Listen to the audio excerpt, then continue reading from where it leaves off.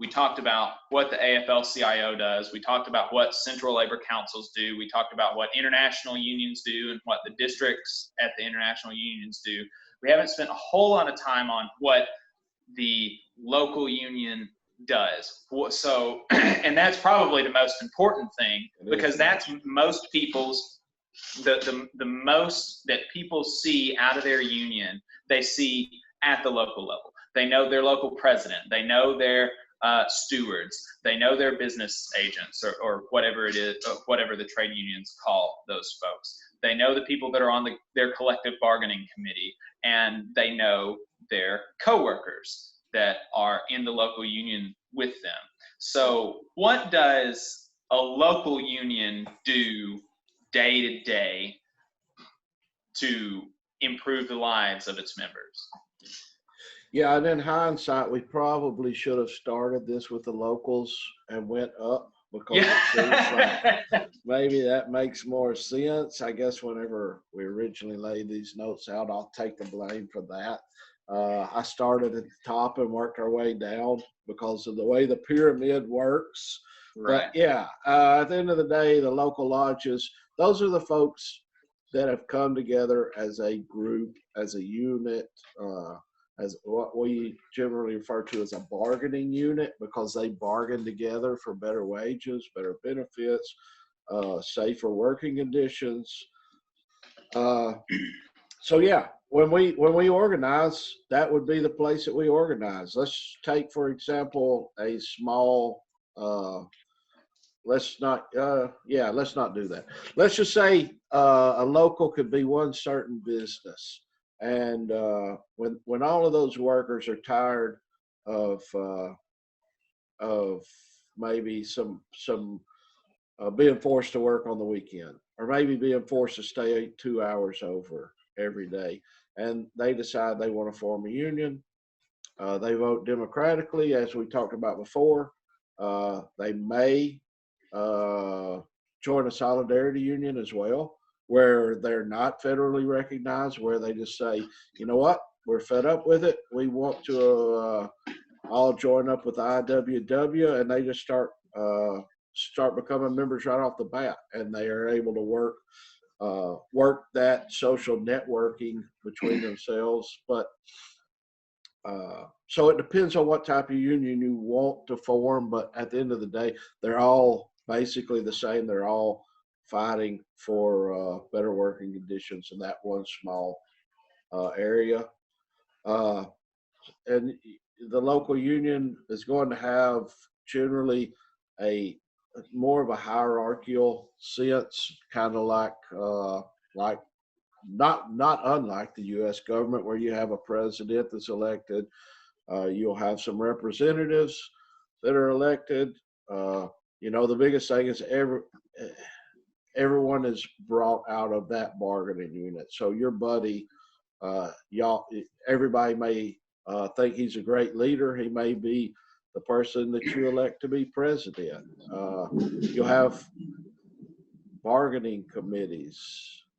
So you elect people from different areas of the plant to go in and bargain with the company on your behalf.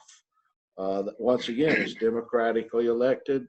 The workers choose who they think would best represent their interests. And those smaller groups or committees will go in and sit down and bargain with the company for wages, for health care, for, a big one right now is for paid sick leave, because there's a lot of folks out there right now that during this COVID-19 pandemic, they're saying, I would like to stay home, but I can't stay home and not earn a wage. So paid sick leave is tremendous benefit that you see a lot of the unions. So the local union probably has, it has more impact on the day-to-day lives of all the workers. The one thing to remember is the local union is made up of volunteers. Everybody that's made up holding of the workers. Yeah, everybody that's holding office they're going to work side by side with you every day. They're not only doing their 40 hours that they're working in the plant, they're representing those workers long past the 40 hours is up. So most of them work hand in hand with if you're affiliated with one of the larger unions, they work hand in hand with the national union, and I think that's where it got kind of convoluted earlier. But that's where your districts, your regional, and your national unions come in, because when you need help fighting for an issue, whether it can be anything. The national has a lot of resources that are available to local unions that local unions won't have. So basically what you've got is somebody that's got your back.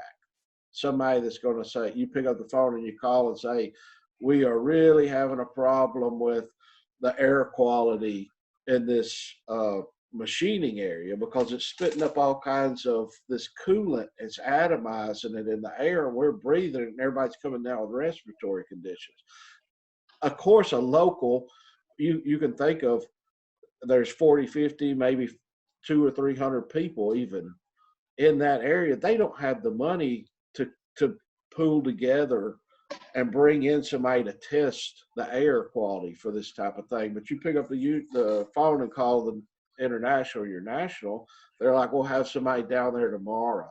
We'll test the air. If the air quality is terrible, then we're going to go in and start demanding this company fix it. So the locals, although they may not have the resources, they are really the first one to react because they've got boots on the ground, but they also have the contacts with the national or international or district offices where they can pick up the phone and get some help quickly.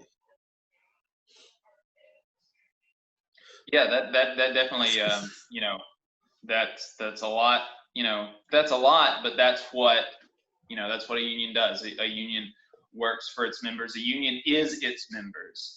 That's, something that folks outside of the labor movement really don't recognize, is that the unions are not this third party in negotiations. It is the workers. You're the president of a local union, but you still go in every day of the week and do your job like everyone else in there. And then on top of that, you're doing this other stuff. You're not being paid to be president. You're not drawing a wage, like you said, from your members' dues. You are a member, you are a worker, and you are the union. Everybody in the union is the union. And that's something that folks just they don't understand. They talk about the union as a third party. It's like, no, the union is them. The union is me. The union is us. That's who the union is. And so, of course there are, and so people lob criticisms, or they have these stories about union officials behaving badly.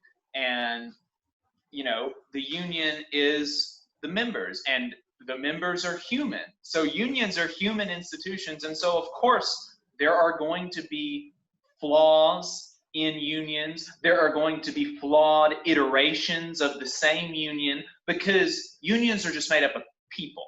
Yep. Right? So, we're both dedicated unionists, but we're not like idiots. Unions are made of people, and people have flaws. So, of course there are going to be bad things about some unions, or bad people in some unions. But that does not. Sorry, go ahead. No. I was just about to wrap up. That doesn't change the fact that unions are good today, yesterday, and as long as they've been in existence. They have been workers fighting for their rights and their freedoms, for the rights and freedoms of their coworkers, and for the rights and freedoms of people that they don't work with, and succeeding. Yeah. One of my favorite stories that I tell, because we're all organized, or every union member, regardless of what you do, even if you're not an elected official, your job is to organize other workers, because the more workers we can bring in, the more power we build, the better off everybody is. But I was on a flight, and I won't say what airline it was, but several years ago, I was on a flight and I was wearing my Machinist Union logo on my shirt, and the flight attendant comes by and she's asking for drinks and what have you. And she said, "Machinist Union, huh?" And I said, "Yeah, union proud." She said, "That's the worst union I've ever been a member of." And it really caught me off guard, because I was like, here I am on a union flight, because we try to fly. If I'm flying, if we buy anything, we try to buy union made goods. We try to fly with union carriers. And I'm like, wow, no kidding. And she said, "Yeah, it's the worst union I've ever been a member of." And it just within seconds, it dawned on me. I was like, "Were you a member of the union, the Machinist Union?" She said, "Yeah." And I said, "Well, you recognize that generally your unions are only as good as the members are. So you must not have been a very active member." And that kind of speaks to the fact that you hear a lot of people talk about Uncle Johnny or Cousin Ray or Billy Bob down the road. They were a union member at such and such union, and they didn't do crap for them. And the fact of the matter is, we're all a member of the union, and we are all the union. So when you hear these people talk about the union didn't do crap for them, it's because they didn't do crap for themselves. Because at the end of the day, if you don't have active participation in the union, they're not going to do anything for you, because they are you. Without you wanting to take an active role in your union and get out there and negotiate with the company, then yeah, it's going to fall apart, because it's no different than a church or any other organization. If you got a lot of lackadaisical members, they just want to show up, do their time, go to the house, well, you may as well not even be a union at that point. Right. That's exactly right. And that's exactly right. And I'm glad you mentioned the thing about the church, because I think that'll speak to a lot of people in Alabama who have been to, a lot of folks have been to multiple different churches, and they've been in multiple different environments. And, just like a union, the church is made up of its members. So, if you're not getting what you need out of the church, the advice is always, and they recognize that this is good advice, the advice is always to, put into it. Like, are you just coming every Sunday and sitting on the back pew, not talking to nobody, and going home as soon as service is over, coming 5 minutes late, not participating in the church cookouts, not participating in anything else that the church does? You're just coming and leaving as soon as it's over. Of course you're not going to get anything out of it. Of course. It's obvious you're not going to get anything out of it. That's any organization. You get out what you put in.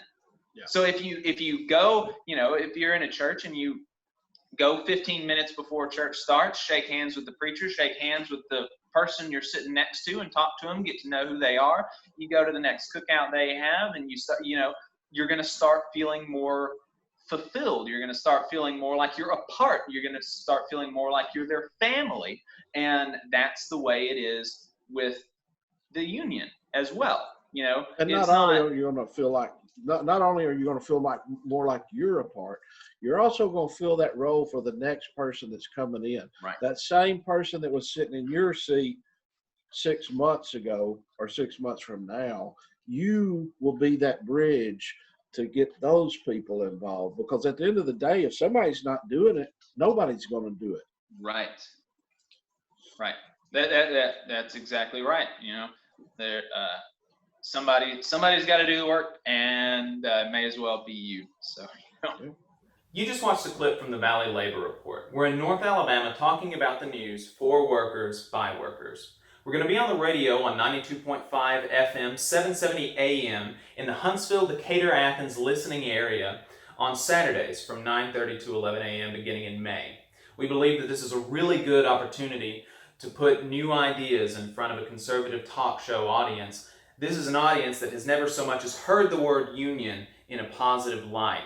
But we need help raising the funds to purchase the airtime. So if you could afford to send us a few bucks, you can do that by going to patreon.com/thevalleylaborreport. If you can't afford to do that, that's fine too. There are a lot of people going through some really rough times right now. So if you could just share our videos, that would be really helpful. Be sure to subscribe to our YouTube channel and follow us on Facebook and Twitter. Thank you.